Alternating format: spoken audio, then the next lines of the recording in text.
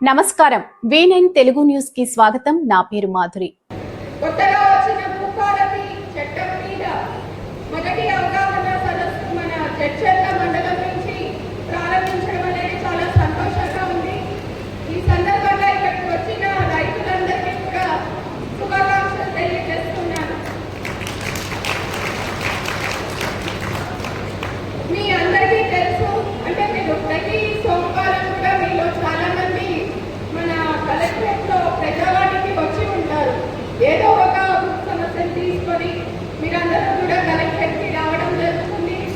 కొన్ని సమస్యలు పరిష్కారం అవుతున్నాయి, కొన్ని సమస్యలు అలాగే పెండింగ్ లో ఉండడం అనేది జరుగుతుంది. మన గౌరవ ఎమ్మెల్యే గారు కూడా చాలా భూమికి సంబంధించిన సమస్యల మీద ప్రతి సభలోనూ మాట్లాడడం అనేది జరుగుతుంది. తర్వాత చాలా సమస్యలు మా దృష్టికి తీసుకురావడం అనేది కూడా జరుగుతూ ఉంది.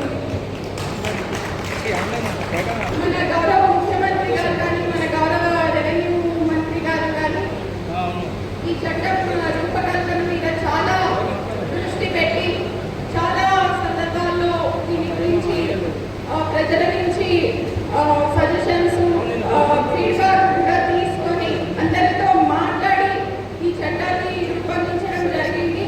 మొన్న మన ఏప్రిల్ 14వ తారీఖు, అంటే మన రాజ్యాంగ నిర్మాత డాక్టర్ బిఆర్ అంబేద్కర్ గారి జయంతి సందర్భంగా ఈ చట్టం అమల్లోకి రావడం జరిగింది. తర్వాత మనకి రూల్స్ అమల్లోకి రావడం జరిగింది. ఇప్పుడు ఇందులో కొత్తగా ఏమేమి అంశాలు పొందుపరచబడ్డాయి, ఇప్పుడు ముందుకి ఇప్పటికీ ఏమేమి తేడా వస్తుంది, ఈ భూ సమస్యలతో బాధపడుతున్న రైతులకి ఎలాంటి వెసులుబాటు ఈ చట్టం కింద వస్తుంది అనేది ఇప్పుడు మీకు చాలా వివరంగా కూడా చెప్తాము.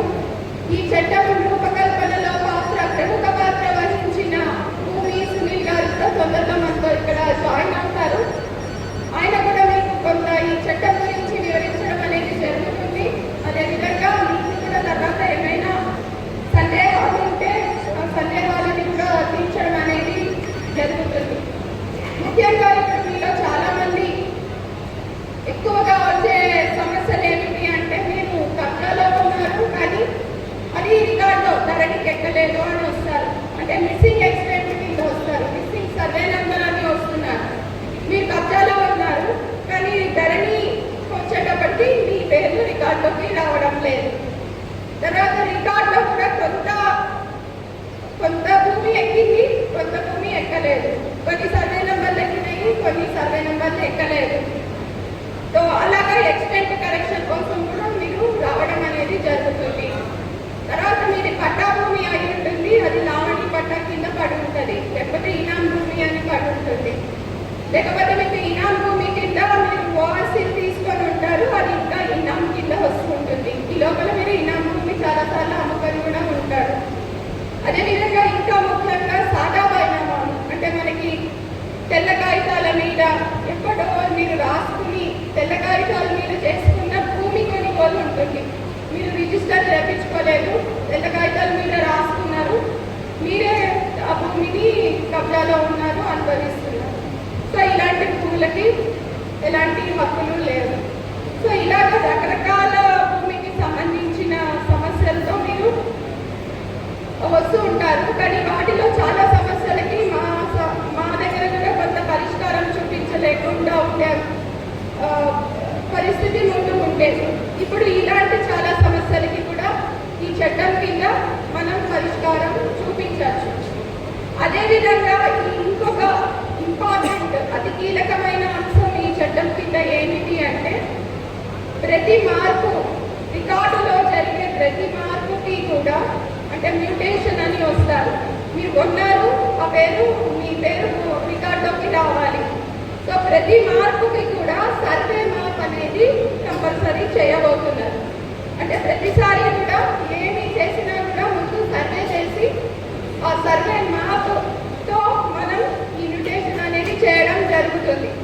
సో ఫ్యూచర్లో మీకు పట్టదారు పాస్ పుస్తకాలు ఇవి ఇచ్చినప్పుడు మీ భూమికి సంబంధించిన సర్వే మ్యాప్ కూడా మీ పట్టదారు పాస్ పుస్తకంలో ప్రింట్ చేసి ఇవ్వడం అనేది జరుగుతుంది.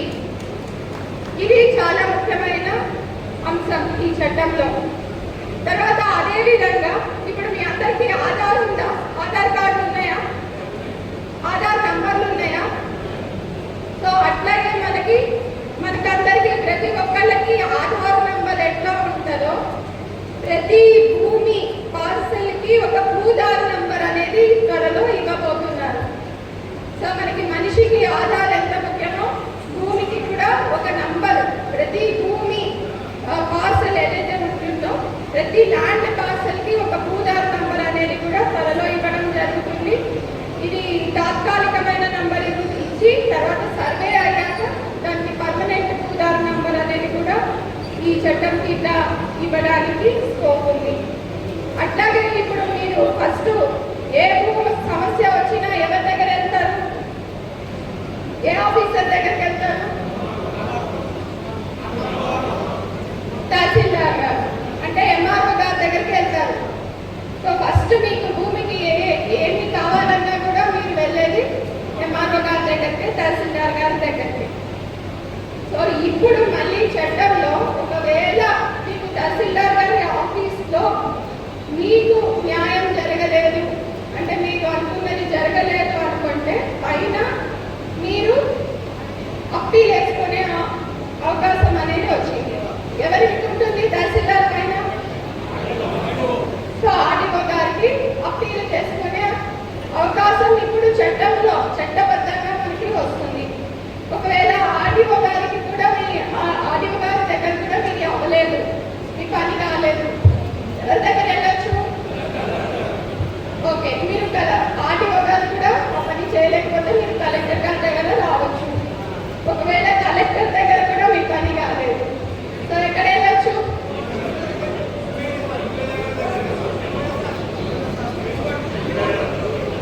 కోర్టు కాదు, ఫైనల్ సిసిఎల్ఏ.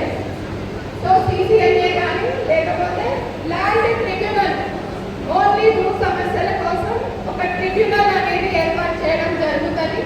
ఒకవేళ కలెక్టర్ దగ్గర కూడా మీ పని కాలేదు అంటే కమిషనర్ గారి దగ్గర వేసుకోవచ్చు, లేకపోతే ల్యాండ్ ట్రిబ్యునల్లో వేసుకోవచ్చు. సో ఇన్ని అంచెల వ్యవస్థ అంటే మనకి పాత రోజుల్లో ఉండేది. మీలో పాత రైతులు పాత రోజుల్లో చూసి ఉంటే అప్పట్లో ఇంతగా ఎంఆర్ఓ చేయకపోతే ఆర్డీఓ గారి దగ్గర వెళ్ళడము, ఆ తర్వాత కలెక్టర్ దగ్గరికి వెళ్ళడము, ఈ అప్పీల్ వేసుకోవడం ఇది ఉండేది. తర్వాత మధ్యకాలంలో అది లేకుండా పోయేది. ఇప్పుడు మళ్ళీ కూడా ఇన్ని అంచెల వ్యవస్థ అనేది ఈ కొత్త చట్టం ద్వారా మళ్ళీ తీసుకురావడం జరిగింది. ఎందుకు అంటే ఒకసారి తహసీల్దార్ గారు చేయలేదు అంటే డైరెక్ట్గా కోర్టుకి వెళ్ళండి అని చెప్పేవాళ్ళు. ఇప్పుడు అది అవసరం లేదు. చాలా వరకు సమస్యలు మన జిల్లాలోనే, మన రెవెన్యూ శాఖ పరిధిలోనే పరిష్కరించుకోవడానికి అవకాశం ఉంటుంది. కాబట్టి ఇన్ని రకాలుగా ఇంకా చాలా ఈ చట్టంలో మనకి చాలా అంశాలు ఉన్నాయి. ముందు రోజులకి ఇప్పుడు రోజులకి మనము చేసేవి ఉన్నాయి. అదేవిధంగా త్వరలో మనకి ముందు రెవెన్యూకి సంబంధించి గ్రామాల్లో ఎవరు ఉండేవాళ్ళు? పిఆర్ఏలు ఇట్లాగా ఒక వ్యవస్థ ఉండేది. ఈ మధ్యకాలంలో వ్యవస్థ లేదు. ఇప్పుడు మళ్ళీ కూడా ఒక గ్రామ పాలన అధికారులు అని చెప్పి ఒకళ్ళు మనకి గ్రామంలో ఈ రెవెన్యూ ఇష్యూలకి భూ సంబంధించిన సమస్యలకి సహాయం చేయడానికి మనకి గ్రామ స్థాయిలో కూడా గ్రామ పాలన అధికారులు అని చెప్పి వస్తారు పిల్లల్లో. అదేవిధంగా మీలో ఎక్కువ మందికి భూ సమస్యలు ఉన్న వాళ్ళందరికీ ఎక్కువ అవసరం పడేది సర్వే. అవునా? సర్వే ఇంపార్టెంటా? సో సర్వేకి సంబంధించి కూడా అంటే ఇప్పుడు మనకి మండలానికి ఒక సర్వేయర్లు ఉన్నారు. ఇప్పుడు ప్రతి మార్పు సర్వే చేయాలి అంటే మనకున్న సర్వేయర్లు సరిపోరు. కాబట్టి త్వరలో మళ్ళీ ఎక్కువ మంది సర్వేయర్లని, లైసెన్స్డ్ సర్వేయర్లని తీసుకొని ఈ సర్వేకి సంబంధించిన ఇష్యూస్ సెటిల్ చేసుకోవడంతో పాటు ప్రతి మ్యూటేషన్, ప్రతి మార్పుకి కూడా సర్వే సబ్ డివిజన్ మార్పు తయారు చేసుకోవడానికి కూడా మనకి ముందు ఈ చట్టం ద్వారా వెసులుబాటు అనేది ఇవ్వడం జరిగింది. అంటే ఇవన్నీ చేస్తే ఏమవుతుందంటే మీ అందరూ ఎవరెవరికైతే భూమి ఉందో ఈ తగాదా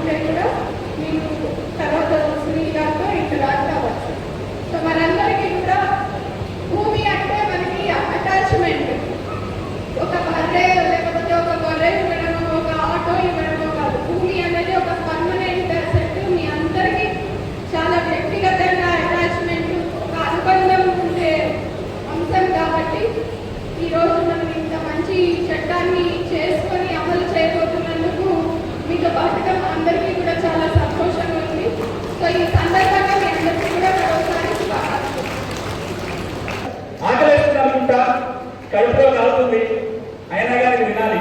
ఎందుకంటే ఇది కూడు పెట్టే సబ్జెక్టు. ఒక పూట భోజనం లేకున్నా పర్వాలేదు, కానీ జీవితకాలం భోజనం పెట్టే భూమి గురించి మనం తెలుసుకోవాలి, భూమి హక్కుల గురించి మాట్లాడుకోవాలి. కాబట్టి కొంచెం ఆకలైనా రోజులు బట్టి ఒక అరగంట విన్నాం. మీ అందరికీ ఇప్పుడు చాలా మంది రాష్ట్రంలోని పెద్దలందరూ మాట్లాడుతుంటారు. వేదిక మీద ఎమ్మెల్యే గారు ఉన్నారు, ఇతర ప్రజాప్రతినిధులు ఉన్నారు, జాయింట్ కలెక్టర్, ఆర్డీఓలు, రెవెన్యూ సిబ్బంది ఉన్నారు, చాలా మంది అధికారులు ఉన్నారు, మీడియా మిత్రులు ఉన్నారు. వీళ్ళందరి సమక్షంలో ఒక గంటన్నరగా మీరు చాలా అంశాలు చర్చించుంటారు. ఇంతకుముందు మీడియాలో చూసుంటారు. ఈ చట్టం ఇంత లోతుకు వెళ్ళను, కానీ ఈ చట్టం మనకెంత మనకు వస్తుంది. ధరణి పోయింది, భూభారతి అయింది, 4 పేజీల చట్టం 6 పేజీల చట్టం అయింది. బతకేమన్నా మారుతుందా? సమస్య ఏమన్నా తీరుతుందా? ఈ చట్టం నా భూమి సమస్య ఏమన్నా తీరుస్తుందా? ఇదే తెలవాలి. మిగతాన్ని తర్వాత ఈ చట్టం వస్తే కంప్యూటర్లో కలర్లు మారుతాయా, జీవితంలో రంగులు మారుతాయా? ఈ చట్టం వస్తే చట్టాల పుస్తకంలో ఇంకో 4 పేజీలు చేరుతాయా, నాకు పోయిన 4 గుంటల భూమి తిరిగి వస్తుందా? ఇదే సమస్య. దీని గురించే మాట్లాడదాం. నా భూమి నిన్న ఉండగా పట్టా అని చెప్పిండు. సడన్ గా ధరలు వచ్చేది పట్టా కాదు, సర్కారు భూమి అంటుంది. ఇది పట్టా కాదు, ఇది భూదాన భూమి అంటున్నారు. మార్చుకోవడానికి ఇబ్బందులు అవుతున్నాయి. ఇది 3 ఎకరాల పొలం కాదు, 2 ఎకరాలే ఉంది పొలం చెప్తున్నారు. ఇట్లా నేను చెప్పుకుంటూ పోతే భూమికి సంబంధించిన బోలెడు సమస్యలు వచ్చి చేరిపోయినాయి. ఒక అంచనా ప్రకారము ఏ రెవెన్యూ గ్రామానికి వెళ్ళినా 200 కుటుంబాలకు తక్కువ కాకుండా ఏదో ఒక భూమి సమస్య ఉంది. అంటే 25 లక్షలకు పైగా తెలంగాణ రైతులు రికార్డులకు సంబంధించి ఏదో ఒక సమస్య ఇబ్బంది పడుతున్నారు. మరి పరిష్కారం ఎట్లా జరుగుతుంది? ఇప్పటిదాకా ఇంతకు ముందు ఏం చెప్పేవాళ్ళము, ఆ రికార్డు ఏంటి? Revenue record. రెవెన్యూ రికార్డు తప్పులుంటే ఎవరు సరి చేయాలి? రెవెన్యూ యంత్రాంగం సరి చేయాలి. నేనే నా భూమి నాలుగు డిక్లేర్ చేయని అడగట. నా భూమి అని రెవెన్యూ శాఖ రికార్డు రాసుకుంది. రాసుకున్నప్పుడు పొరపాటు జరిగింది. దిద్దాల్సింది ఎవరు? నా బుక్లో నేను కొన్ని వివరాలు రాసుకున్నా. తప్పు రాస్తే ఎవరు దిద్దాలి? నేనే దిద్దాలి. కానీ ధరణి చట్టం ఏమంటుందంటే, నా రికార్డు తప్పు ఉంటే నువ్వు కోర్టు పోయి ఆర్డర్ తీసుకురా అని చెప్తుంది. నువ్వు కోర్టు పోయి ఆర్డర్ ఇస్తే నేను మార్చుకుంటానని చెప్తుంది. దానివల్ల చాలా మంది కోర్టుల చుట్టూ తిరిగాల్సిన పరిస్థితి వచ్చింది. రెండోది, ధరణిలో 14 మాటలు పెట్టండి, 33లో పెట్టండి, 22లో పెట్టండి అంటే మనం మాటల్లో దరఖాస్తు పెడుతూనే పోతున్నాం. 40 రూపాయలు కట్టమంటే కట్టినాం, 1000 రూపాయలు కట్టమంటే కట్టినాం, 1000 కంటే అసలు కొత్త కట్టినాం. కంప్యూటర్లో పెట్టారు, జీతం నుంచి బయట మళ్ళీ పైనుంచి కింద దాకా వస్తుంది. ఏంటా 2 సెక్షన్లు అంటే, సెక్షన్ 4 సబ్సెక్షన్ 5, సెక్షన్ 4, 5. రెండోది సెక్షన్ 4 సబ్సెక్షన్ 6. మీడియా మిత్రులందరూ కూడా ఈ సెక్షన్స్ మీద కొంచెం ఎక్కువగా ప్రచారం కల్పిస్తే రైతులు వినియోగించుకుంటారు. ఈ 2 సబ్సెక్షన్స్ ఏం చెప్తున్నాయంటే 4, 5, 4, 6 ఒకే ఒక్క మాట, మీకు భూమి ఉంది, రికార్డుకు ఎక్కలేదా, లేదా భూమి ఉంది, రికార్డుకి ఎక్కినా కానీ తప్పులు ఉన్నాయా, మీ పేరు తప్పు, సర్వే నెంబర్ తప్పు, విస్తీర్ణం తప్పు, భూమి వచ్చిన విధానం తప్పు, ఏ తప్పున్నా సరే ఈ సెక్షన్ 4, 5 కింద 4, 6 కింద దరఖాస్తు పెట్టుకోవాలి. ఎవరికి పెట్టాలి? కంప్యూటర్లోకి ఫామ్ ఉంటుంది, అది ఆర్టీఓకి దరఖాస్తు పెట్టుకోవాలి, లేదా కొన్ని సమస్యలు కలెక్టర్కి దరఖాస్తు పెట్టుకోవాలి. వీళ్ళిద్దరికీ అధికారాలు ఇచ్చాము. సార్ మళ్ళీ ఏంటి సార్ కంప్యూటర్లు అంటారు, ఇప్పుడే కదా కంప్యూటర్ లేదన్నారు, మళ్ళీ కంప్యూటర్ దరఖాస్తు పెట్టాలి అంటే, ఎప్పుడైనా ఎక్కడైనా మన సెల్ ఫోన్ల నుంచి దరఖాస్తు పెట్టుకునే అవకాశం కల్పిస్తూనే ఈ రోజున ప్రభుత్వం తీసుకున్న నిర్ణయం ఏంటంటే, రాబోయే రోజులలో జూన్ 2వ తారీఖు నుంచి ఆగస్టు 15వ తారీఖు వరకు అన్ని రెవెన్యూ గ్రామాలలో రెవెన్యూ శాఖ రెవెన్యూ సదస్సులు నిర్వహించబోతుంది. భూభారతి రెవెన్యూ సదస్సులు జరగబోతున్నాయి. మీ ఊళ్ళోకే రెవెన్యూ అధికారులు వస్తారు. వచ్చినప్పుడు ఒక 2 పేజీల అప్లికేషన్ ఫామ్ రెడీ అయింది. ప్రభుత్వం అన్ని జిల్లాలకు పంపడం జరిగింది. ఈ అప్లికేషన్ ఫామ్ మనం రంగారెడ్డి జిల్లా యాచారం మండలంలో 10 గ్రామాలలో 3 నెలల పాటు టెస్ట్ చేసి ఒక 2000 సమస్యని ప్రాసెస్ చేసి నింపగలుగుతున్నారా లేదా చూసి, నింపిన దాన్ని మళ్ళీ ఏం చేయగలుగుతారో చూసిన తర్వాత ఆ ఫామ్ డిజైన్ అయింది. ఇప్పుడు ఆ ఫామ్ ని సిసిఎల్ఏ కార్యాలయం అన్ని జిల్లాలకు పంపడం జరిగింది. ఆ ఫామ్ లో కనుక మీరు దరఖాస్తు పెడితే మీ గ్రామంలోనే రెవెన్యూ అధికారులు అక్కడికక్కడ సమస్య పరిష్కారానికి అవకాశం కల్పిస్తుంది సెక్షన్ 4(5), సెక్షన్ 4(6). అంటే తెలంగాణలో ఉన్న 25 లక్షల మంది రైతులు తమ భూమి సమస్యల్ని కాగితం మీద రాసి ఊళ్ళోకి వచ్చిన రెవెన్యూ అధికారికి దరఖాస్తు పెట్టుకుంటే ఆ గ్రామంలోని రెవెన్యూ సదస్సు నిర్వహించి పరిష్కారం చేయడానికి ఈ చట్టం ఇక్కడ కూర్చున్న వాళ్ళకి అధికారాలు ఇస్తుంది, మనకు లాభం చేసే అవకాశం ఉంది. ఇది మార్పు. ఒకసారి గట్టిగా చెప్పండి కొట్టేది. ఇప్పుడు మనం కార్యాలయం తిరగాల్సిన లేదు. ఇది మొట్టమొదటిది. ఇక రెండవది, ఈ చట్టం వచ్చిన తర్వాత మన భూమి అమ్ముకోవాలంటే ఏమైనా పద్ధతి మారిందా? భూమి అమ్మకాలు కొనుగోలు చేయాలంటే కొత్త పద్ధతులు ఏమైనా వచ్చాయా? వారసత్వంగా కనుక భూమి వస్తే పట్టా చేయించుకునే పద్ధతి ఏమైనా మారిందా? ఈ రెండు కాకుండా నాకు కోర్టు ద్వారానో ఇంకో 30B ఉందనో 38 ఉందనో వార్సీ ఉందనో ఇంకేదో ఉందనో మన దగ్గర పత్రాలు ఉన్నాయి, కానీ ధరణికి ఎక్కలేదు. ఎందుకు ఎక్కలేదు అంటే ధరణికి ఆప్షన్ లేదని చెప్పింది. అప్పుడెప్పుడో సాధారణ కింద నేను 30B తెచ్చుకున్నా, పాస్బుక్ రాలే. ఇనాం చట్టం కింద ఓఆర్సీ తెచ్చుకున్నా, పాస్బుక్ రాలే. ఇంకా నాకు పీటీ ఉన్నా 38 వచ్చింది, ఇంకా బుక్ రాలేదు నాకు. అట్లా వేరు లాగా కనుక భూమి వస్తే ఇంతకు మునుపు ధరణిలో పట్టా చేయడానికి కొన్ని చిక్కులు ఉండే. ఇప్పుడు ఈ వీటికి సంబంధించి భూభారతి చట్టం ఏం చెప్తుంది అనేది మాట్లాడతాం. ఇప్పుడు నేను చెప్పిన ఈ 4 సెక్షన్స్ దయచేసి గుర్తుపెట్టుకోండి. ఊళ్ళలో అందరికి ఇవే చెప్పండి.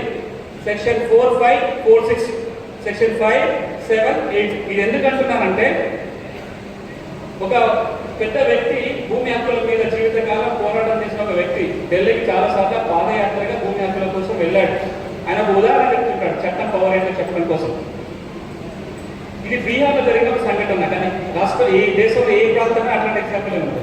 ఒక పేద మహిళ ఆ పోరాటం చేసే వ్యక్తి దగ్గరికి పోయి, అయ్యా నాకు ఒక భూమి సమస్య ఉంది, నేను తహసీల్దార్ కార్యాలయానికి పోతున్నాను, నేను చెప్పిన తర్వాత ఆయన సరిగ్గా వినిపించుకోడు, 2 నిమిషాలు అయిపోయిన తర్వాత ఇంగ్లీష్ లేదు అంటున్నాడు.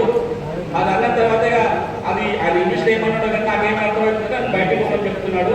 ఇప్పుడు ఏం చేయమంటావు, ఏం చేయాలి అంటే ఆయన అప్లికేషన్ ఏం చేయాలి, చట్టం ఏమి చెప్పకుండా ఒక 10-15 రోజుల పాటు ట్రైనింగ్ ఇచ్చి 2 ఇంగ్లీష్ మాటలు నేర్పించాడు. ఆమెకి 2 ఇంగ్లీష్ సెంటెన్స్ చెప్పడం. ఇప్పుడు గోమా పోయి తహసీల్దార్ని పోయి ఈ సమస్య మళ్ళాడిపోతే మళ్ళీ పోయిందామె.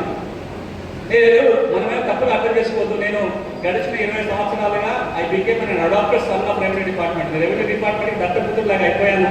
సో నేను కూడా రెవెన్యూ డిపార్ట్మెంట్ మనిషిగా మాట్లాడుతున్నా, చట్టం గురించి మాట్లాడడం కోసం. ఏం చెప్పిందామే మళ్ళీ పోయింది తహసీల్ కార్యాలయంలోకి, మళ్ళీ అదే అడిగింది. మళ్ళీ 2 నిమిషాలకి తహసీల్దార్ అదే మాట అన్నాడు. ఏమంటున్నాడు, you get lost from my room అంటున్నాడు. నా రూమ్ దగ్గర బయటకు పోలేదు. I can't solve your problem, get lost అంటున్నాడు. ఆ మాట వినబడుతుంది. అప్పుడు ఆమె ఒక్క నిమిషం ఆగి ఒకే మాట చెప్పింది, I will not leave your room until you answer my question. అంటే తహసీల్దార్ వచ్చి ఆగిపోయాడు. మేము ఉంది అని చెప్పి, అట్లా కాదమ్మా నీకు సమస్య తీరాలంటే మీకు పలానా కాగితాలు కావాలి, ఈ కాగితం ఇక్కడ దొరుకుతుంది, తీసుకొచ్చుకోకుండా చేస్తాను. Power of 2 English sentence. అదే కనుక మనం ఇప్పుడు వెళ్ళి పలానా సెక్షన్ 5 ప్రకారం ఈ విధంగా దరఖాస్తు పెట్టుకుంటే ఈ విధంగా నాకు పట్టా ఇవ్వాలి అని రైతులు కనుక అడిగితే అది ఒక విప్లవాత్మకమైన మార్పు దారితీస్తుంది, సమస్య పరిష్కారానికి వీలుపడుతుంది. కాబట్టి ఈ సెక్షన్ గుర్తుపెట్టుకోమని చెప్తున్నాం. ప్రతి రైతుకి ఉచితంగా న్యాయ సలహాలు సహాయం అందించాలని ప్రత్యేకంగా సెక్షన్ పెట్టడము. రాబోయే రోజుల్లో ప్రతి జిల్లా కేంద్రంలో ఉచిత న్యాయ సహాయ కేంద్రం రాబోతుంది. ఎవరికన్నా రైతుకు సమస్య ఉంటే అక్కడికి పోయి చెప్పుకుంటే పరిష్కారం అయ్యే విధంగా ఈ చట్టం ఏముంది. ఇక ముగించే ముందు ఇంకొక 2 అంశాలు మీ దృష్టికి తీసుకొచ్చి ముగిస్తా. ఎంత మంచి చట్టమైనా, ఎంత గొప్ప ఉద్దేశంతో రాసిన చట్టమైనా సగం మాత్రమే విజయం సాధించినట్టు. మిగతా సగం ఎప్పుడు అంటే ఆ చట్టం ద్వారా సమస్యలు పరిష్కారం అయినప్పుడు. ఎట్లయితే పరిష్కారాలు వేదికగా అటు పక్కన కూర్చున్న వాళ్ళందరూ చట్టం మీద అవగాహన పెంచుకోవాలి, ఇటు పక్కన కూర్చున్న వాళ్ళందరూ ఆ చట్టాన్ని అమలు చేసే మెలకువలు నేర్చుకోవాలి. చట్టం లోతుగా అర్థం చేసుకొని అమలు చేయడం మొదలు పెడితే సాధ్యమవుతుంది. అందుకే రాష్ట్ర ప్రభుత్వం రాబోయే 2 నెలల పాటు ఈ చట్టం మీద ప్రతి గ్రామంలో అవగాహన పెంపొందించాలని యాక్టివిటీస్ తీసుకున్నారు. రెవెన్యూ సిబ్బందికి రాబోయే 2 నెలల్లో తర్ఫీదు ఇవ్వటం, వాళ్ళకి కావాల్సిన మెటీరియల్ అంతా ఇవ్వటం, ట్రైనింగ్ ఇవ్వటం చేసే కార్యక్రమం తీసుకోబోతుంది. ఇవి ఎంత చేసినా ఆ చట్టం మనకు ఉపయోగపడాలి అంటే రెవెన్యూ అధికారులందరూ కూడా ఆ చట్టంలో ఉన్న అక్షరాలు నల్లసిరా కాదు, ఆ చట్టంలో 1.5 కోటి మంది రైతుల జీవితాలు ఉన్నాయని ఎప్పుడైతే మనం భావిస్తామో సమస్యలు పరిష్కారం అవుతాయి. రెవెన్యూ శాఖ గడిచిన 8 సంవత్సరాలుగా అధికారం లేవు, సంఖ్యలు వేసి కట్టేసి ఉన్నారు. జేబులో పచ్చపెన్ను ఉంది కానీ సంతకం పెట్టడానికి కాగితం లేదు. ఇప్పుడు రాష్ట్ర ప్రభుత్వం పచ్చపెన్నులు ఇస్తుంది, లీటర్లు పచ్చ ఇంకు సప్లై చేయడానికి సిద్ధంగా ఉంది. మీ సంఖ్యలు తెగిపోయినాయి. తెగిన సంఖ్యలతోటి రైతుల కష్టాలు కనుక మీరు తెలిస్తే ఇప్పటిదాకా ఏదైతే అపోహ ఉందో రెవెన్యూ శాఖ మీద అవన్నీ పోవాలి. మీరు మళ్ళా రెవెన్యూ శాఖ బలంగా రైతుల పక్షాన కనుక నిలబడితే మిమ్మల్ని అందరినీ మా రైతాంగం అంతా భుజాల మీద మోస్తూ తిరిగే రోజు కావాలని కోరుకుంటున్నా. ఆగస్టు 15వ తారీఖు నాడు ప్రతి రైతు తన ఇంటి మీద ఒక జాతీయ జెండా సగౌరవంగా ఎగరేసుకునే పరిస్థితి రావాలి. నా సమస్య తీరింది, నేను ఆనందంగా ఉన్నాను దిశగా. నా తెలంగాణ జెండా, నా జాతీయ జెండా ఆగస్టు 15 నాడు ఎగిరిన రోజున మనం నిజంగా ఈ చట్టం వల్ల ఫలితం వచ్చినట్టు. అది జరగాలంటే మేడం ఎట్లయితే కృషి చేస్తున్నారో అందరూ రెవెన్యూ అధికారులు కూడా ఆ వైపున ఆలోచిస్తే ఈ చట్టాన్ని కనుక వాడుకుంటే ఎంత లేదన్నా ఒక 30 లక్షల మంది రైతాంగానికి మేలు చేసే అవకాశం ఉంది. కాబట్టి ఇలాంటి కార్యక్రమాలు మరిన్ని జరగాలి, చట్టం అందరూ తెలుసుకోవాలి. ఈ చట్టం ద్వారా తెలంగాణ ప్రతి రైతులు మేలు జరగాలని బలంగా ఆశిస్తూ ఈ అవకాశం కల్పించిన మేడంకి నా తరఫున, తెలంగాణ రైతాంగం తరఫున ప్రత్యేకంగా కృతజ్ఞతలు, ధన్యవాదాలు. భూభారతి చట్టం అవగాహన సదస్సుకు ఇచ్చేసిన మన జిల్లా కలెక్టర్ గారికి, అదేవిధంగా ఈ భూభారతి ఈ ఆర్కిటెక్ట్ సునీల్ గారికి, అదేవిధంగా అడిషనల్ కలెక్టర్ గారికి, వేదిక మీద ఉన్న మా మున్సిపల్ కౌన్సిలర్కి, మా ప్రజాప్రతినిధులకు, జడ్చల మండలి నుండి వివిధ గ్రామాల నుంచి వచ్చిన రైతులకు, మా కాంగ్రెస్ కార్యకర్తలకు, నాయకులకు అందరికీ ప్రత్యేకంగా ధన్యవాదాలు తెలుపుతూ, ప్రత్యేకంగా మీడియా మిత్రులకు ధన్యవాదాలు చెప్తున్నాను. ఈరోజు ఈ అవగాహన సదస్సు మన జిల్లాలో, హైదరాబాద్ జిల్లాలో జడ్చల నుండే ప్రారంభం చేయబడింది. కాబట్టి కలెక్టర్ గారికి ప్రత్యేకంగా ధన్యవాదాలు చెప్తున్నాను. ఈ రేవంత్ రెడ్డి గారి ప్రభుత్వము, మన ప్రభుత్వము, ప్రతి ఒక్కరికి నేను ప్రత్యేకంగా ధన్యవాదాలు చెప్తున్నాను. ఈరోజు మీరు చూస్తే ధరణి వచ్చిన తర్వాత నష్టపోయింది కూడా నేనే ఎక్కడ నష్టపోయినానంటే, మా అమ్మ పేరు మీద 2 ఎకరాల భూమి కొన్నాను. ధరణి రాగానే ఆ 2 ఎకరాల భూమి మేము 5వ మంచి మేము కొన్నది. మొదటి మంచి ఎవరైతే భూమి కొన్నారో వాళ్ళ పేరు మీదకి వెళ్ళిపోయింది. ఈరోజు ఆ పేరు మీద నేను చేయించుకోలేదు. ఎమ్మెల్యే అయినా కానీ నేను కలెక్టర్కి ఫోన్ చేయలేదు, మా అమ్మ భూమి మా పేరు మీద చేయని చెప్పి కూడా చెప్పలేదు. కానీ ఇప్పుడు ఈ భూభారతి అప్లికేషన్ లో మా అమ్మని తీసుకుపోయి అప్లికేషన్ పెట్టిస్తా అని చెప్పి కూడా మీకు తెలియదు. ఇది కాకుండా నవపేట భూమి కొన్నాను, ఎలక్షన్ ముందు 2018లో కొన్నాను. కొనిన తర్వాత రిజిస్ట్రేషన్కి పోయినాను. రిజిస్ట్రేషన్కి పోతే ఈ భూమి ఏమో బాంబే వాళ్ళది, ఒక కంపెనీ వాళ్ళది. వాళ్ళు నాలా కన్వర్షన్ చేసుకోలేదు, కానీ ధర్మిలో ఏమో నాలా భూమి అని పడ్డది.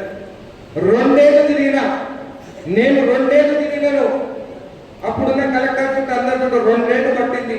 అది నాలా భూమి కాదు, అది అగ్రికల్చర్ భూమి అని చెప్పేసి రిజిస్ట్రేషన్ చేసుకున్నాను. తిరుమలాపూర్ల భూమి కొన్నాను. 7 ఎకరాలు దాని మీద రాలే, ఇప్పటికీ రాలే. ఇంకా నా పేరు మీద రాలే. నా అఫిడవిట్ లో ఉంది కానీ నా పేరు మీద రాలేదు. నేను కూడా ఆన్లైన్లో పోయి ఆ 7 ఎకరాల భూమి నా పేరు మీద చేయాలని అప్లికేషన్ పెట్టుకుంటాను. అంటే భూభారతి వచ్చిన తర్వాత ఈ సమస్యలన్నీ తీర్తాయి. ఒక ప్రజాప్రతినిధి కూడా ఉండి కూడా ధర్మిల సమస్యలు ఉన్నాయి అంటే పేదవాళ్ళకి ఎన్ని సమస్యలు ఉన్నాయని చెప్పి కూడా మీకు తెలియదు. రోజు పొద్దున్నే నా ఇంటికి 50 నుండి 100 మంది వస్తారు. ఇంతకుముందే కలెక్టర్ గారితో మాట్లాడుతున్నాం. 50 నుండి 100 మందిలో 90% ఈ ధర్మిలనే మా భూములు దొంగ రిజిస్ట్రేషన్స్ అయినాయి. ఉదాహరణకు ఒకటి చెప్తే, ఏజీపీ తప్పుడు ఏజీపీ రాసి, సునీల్ గారు చెప్తుండే, తప్పుడు ఏజీపీ రాసి అది ఆన్లైన్లో పెట్టుకొని కావాలని రిజిస్ట్రేషన్ కూడా కొంతమందికి జరిగితే పాపం వాళ్ళకి ఉన్నది ఆ రైతులకు 1 ఎకరా 2 ఎకరా ఆ భూమి పైనే రేపు వాళ్ళ పిల్లలకి పెళ్లిళ్ళు కానీ రేపు వాళ్ళ ఆస్తి కానీ ఆ భూమి కూడా ఆ ధర్ని వల్ల కొన్ని రిజిస్ట్రేషన్, తప్పుడు రిజిస్ట్రేషన్ కూడా అయినాయి. ఇంతకుముందు కూడా నేను చెప్పడం జరిగింది, ఎండోమెంట్ భూములు టెనెంట్ ఉంటే వాళ్ళ పేరు మీద పాస్బుక్ తీసి ఇవ్వండి, వాళ్ళేమో భూములు అమ్ముకుంటూ పోయినాయి. అది కూడా భూపార్టీ కూడా సునీల్ గారు ఆ ఎండోమెంట్ కూడా టెంపుల్ నేమ్స్ పైన రావాలి. ఇప్పుడు ఉందేమైతే టెనెంట్ పేరు ఉండగానే పాస్బుక్ రాగానే దాని అప్లికేషన్ పెట్టుకొని కొన్ని రిజిస్ట్రేషన్ అయిపోయింది. అంటే ఉదాహరణకి 2007లో నా గ్రామం, సొంత గ్రామం రంగారెడ్డిగూడెంలో భూములని టెనెంట్ బుక్ చేసి రిజిస్ట్రేషన్ చేశారు. దాని గురించే నేను రాజకీయాలకు వచ్చిన. ఆ రోజు ఎంఆర్ ఆఫీస్ ముందు నేను 6 గంటలు నిలబడ్డాను బయట. ఇది మా తాత ఇచ్చిన భూమి, ఇది ఎండబెట్టు భూమి అంటే కూడా ఎవరు మా మాట వినలేదు. కోర్టు పోయినారు, గెలిచినాను. ఈ రోజు అది ఎండబెట్టు భూమి అని చెప్పి కూడా కోర్టు తీర్పిచ్చిందని చెప్పి కూడా మీకు తెలియదు. ఇవన్నీ ఎక్కడ జరుగుతాయి అంటే రెవెన్యూ డిపార్ట్మెంట్ ఒక చిన్న మిస్టేక్ చేస్తే ఇన్నేళ్ళు మేము కోర్టుకు పోయి కొట్లాడాల్సి వస్తుంది. అందుకని రైతులకి మేము ఎమ్మెల్యేలందరూ కొంత ఉంటే నేను పేరు తీసుకొని మాట్లాడుతుంటే నేను చెప్పాక రైతులు రోజు కిరాయిలు పెట్టుకొని నా ఇంటికి వస్తున్నారు, దద్దీల ఇష్యూస్ ఉన్నాయి, దొంగ రిజిస్ట్రేషన్స్ అయినాయి, అవి ఎట్లా కాపాడాలంటే ఒక ఎమ్మెల్యే అన్నాడు, అరే మనం ఎమ్మెల్యేలు రోజు మన దగ్గర మనుషులు రుచిపోతుండాలి, వాళ్ళ సమస్య తీరితే వాళ్ళు మన దగ్గర తెచ్చుకొస్తారని. అప్పుడు నేను చెప్పిన 10 సార్లు తెప్పించుకుంటాము, 11సారి మన ఇంటి బయటికి పోయి మనం తిట్టి వెళ్తారు, అట్లా ఉండదు. మంచి పాలన అంటే రైతులు తహసీల్దార్ ఆఫీస్ పోయినప్పుడు వాళ్ళ అప్లికేషన్ పెట్టుకుంటే ఇంతకుముందు చెప్పినట్టు ముటేషన్ 30 రోజులు దాటిందంటే ఆటోమేటిక్ గా ముటేషన్ కాపీ వాళ్ళకి వెళ్తుందని చెప్పి చెప్పడము. నిజంగా ఇలాంటివి జరిగితే వీళ్ళకి ఇబ్బంది లేకుంటే మంచి గవర్నమెంట్, మంచి గవర్నెన్స్ ఇస్తే ఖచ్చితంగా మన ప్రభుత్వంలో వచ్చేసారి కూడా మంచి మెజార్టీతో మేము గెలుస్తాం. తిప్పించుకోవడము, ఎంఆర్ ఆఫీస్కి పదే వెళ్ళడము అది మంచి గవర్నెన్స్ కాదు. వికాసతుల కోసం కూడా కొంతమంది సంవత్సరాలు కొద్ది తిరుగుతున్నారు.